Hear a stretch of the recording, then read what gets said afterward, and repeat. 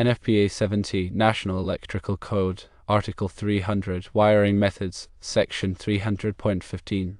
C. Supporting boxes provides the requirements for supporting electrical boxes. The code states that boxes shall be securely supported. Wooden boxes or boxes of other non-metallic material shall be supported directly to a structural member or by running boards extending the full length of the box. Metal boxes over 100 cubic inches in volume used as junction boxes or pull boxes shall be securely supported by one of the following methods. Firstly, by a threaded rigid metal conduit of 1/2 inch or larger trade size securely fastened to a structural member. Secondly, by a steel or malleable iron bracket provided for the purpose and securely fastened to a structural member. And thirdly, directly to a metal structural member by bolts or screws. In a situation where the box is not near a building or other structural member to support it, a threaded rigid metal conduit of 1/2 inch or larger trade size should be used to support the box and pipe. This conduit should be securely fastened to the box and extended deep enough into the ground to provide adequate support. The NEC emphasizes secure support for electrical boxes to ensure safety and prevent strain on wiring connections.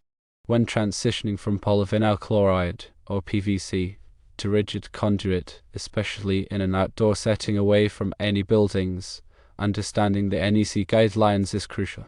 Let's delve deeper into the specific aspects of these requirements, exploring the rationale behind them and practical methods to achieve code compliance. The primary reason for mandating secure support for electrical boxes is to prevent mechanical stress on the conductors and connections within the box. Unsupported boxes can vibrate, shift, or even be pulled, leading to loose connections, insulation damage, and potential electrical hazards. Additionally, proper support ensures the longevity and reliability of the electrical system. Section 300.15. C specifically addresses supporting boxes. It mandates that all boxes, regardless of material, must be securely supported. For non-metallic boxes, direct attachment to a structural member or the use of running boards is required. Running boards distribute the load and provide a stable mounting surface.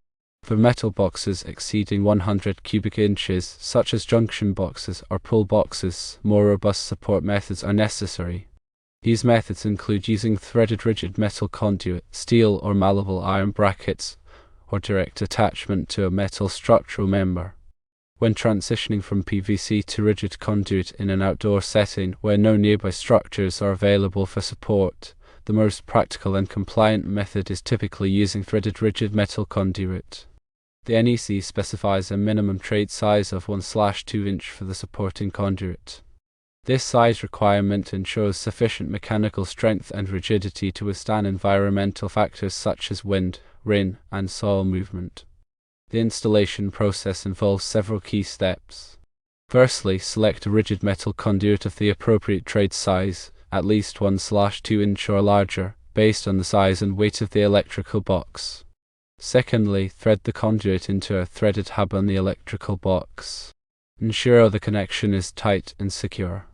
Thirdly, extend the conduit deep enough into the ground to provide adequate support.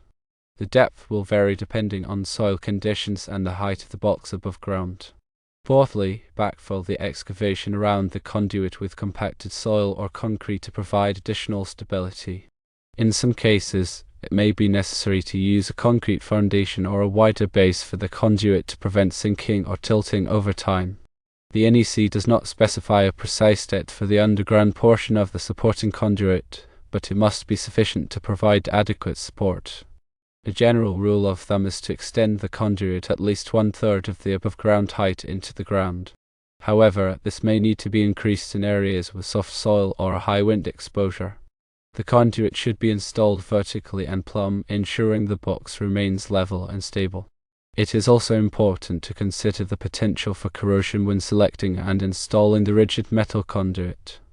In corrosive environments, such as coastal areas or locations with high soil acidity, using coated or corrosion-resistant conduit is recommended. Regular inspections and maintenance are necessary to ensure the supporting conduit remains in good condition and provides adequate support over time. If the conduit becomes damaged or corroded, it should be replaced promptly to prevent the box from becoming unsupported. In addition to the rigid metal conduit support method, alternative methods may be used in certain situations, provided they meet the NEC requirements for secure support.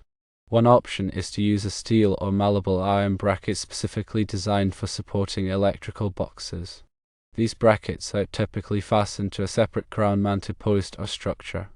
The bracket must be securely attached to the box and the supporting structure to provide adequate support. Another option is to create a small concrete pad or foundation around the base of the box and conduit. This provides a wider base of support and helps to prevent sinking or tilting. The concrete pad should be properly sized and reinforced to withstand the weight of the box and conduit. Regardless of the support method used, it is essential to ensure that the box is properly grounded in accordance with NEC Article 250. Grounding provides a safe path for fault current to return to the source, reducing the risk of electrical shock. The grounding conductor should be sized appropriately for the circuit and connected to the box and the grounding electrode system. In summary, supporting electrical boxes in outdoor settings, especially when transitioning from PVC to rigid conduit, requires careful attention to NEC requirements. Using threaded rigid metal conduit of the appropriate size, installed with adequate depth and secured properly, is generally the most practical and compliant method. Alternative methods, such as steel brackets or concrete pads, may be used in certain situations provided they meet the NEC requirements for secure support. Proper grounding is essential to ensure electrical safety. Remember to consult the latest edition of the NEC and local electrical codes for specific requirements in location. The NEC is updated every 3 years, and local codes may have additional requirements or amendments.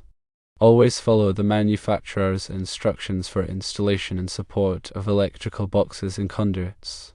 Improper installation can lead to safety hazards and code violations.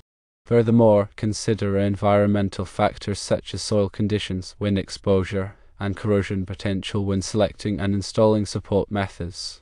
These factors can affect the long-term stability and integrity of the electrical system.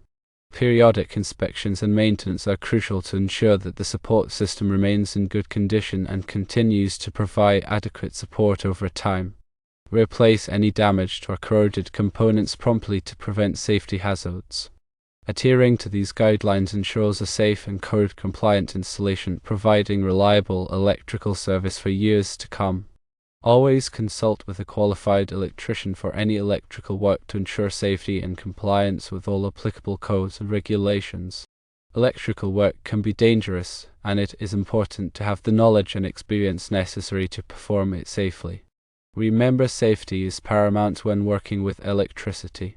Always energize circuits before working on them and use appropriate personal protective equipment. A thorough understanding of the NEC is essential for anyone involved in electrical installations. The NEC is a complex document, but it provides the necessary guidelines to ensure safety and code compliance. Take the time to study and understand the NEC and consult with experienced professionals when needed. Continuing education and training are important for staying up to date with the latest codes and technologies. The electrical industry is constantly evolving, and it is essential to stay informed to provide the best possible service. In addition to the specific requirements for supporting electrical boxes, the NEC also contains general requirements for wiring methods, grounding, and overcurrent protection. These requirements are all interconnected and must be considered together to ensure a safe and code-compliant electrical system. For example, the size of the conductors used in a circuit must be appropriate for the load, and the overcurrent protection device must be sized to protect the conductors. The grounding system must be properly installed to provide a safe path for fault current to return to the source. All of these components work together to create a safe and reliable electrical system. The NEC is not just a set of rules, it is a comprehensive guide to electrical safety. By following the NEC, electricians can protect themselves and others from electrical hazards. The NEC is constantly being updated and revised to reflect the latest technologies and safety practices. It is important to stay informed about these changes to ensure that electrical installations are up to code. The NEC is a valuable resource for anyone involved in the electrical industry. Whether you are an electrician, an engineer, or an inspector, the NEC can help you to design, install, and maintain safe and reliable electrical systems. So remember to always consult the NEC and follow its guidelines when working with electricity. It could save a life. In addition to the NEC, there are also local electrical codes that must be followed. These codes may be more stringent than the NEC and may address specific local conditions. It is important to be familiar with the local electrical codes in area to ensure that electrical installations are code compliant. Local electrical inspectors are responsible for enforcing the NEC and local electrical codes. They will inspect electrical installations to ensure that they meet the code requirements. It is important to cooperate with electrical inspectors and to address any code violations that they identify. Working together, electricians and inspectors can ensure that electrical systems are safe and code compliant. The goal of the NEC and local electrical codes is to protect people and property from electrical hazards. By following these codes can help to create a safer environment for all. So remember to always prioritize safety when working with electricity. It is the most important thing. Always to energize circuits before working on them, use appropriate personal protective equipment, and follow the NEC and local electrical codes. By doing so, can help to prevent electrical accidents and save lives. Electrical safety is everyone's responsibility. We all have a role to play in preventing electrical hazards. By being aware of the risks and following safe practices can help to make our homes, workplaces, and communities safer. The information provided is intended for general guidance only and should not be considered a substitute for professional electrical advice. Always consult with a qualified electrician for any electrical work or questions. Working with electricity can be dangerous, and it is important to have the knowledge and experience necessary to perform it safely.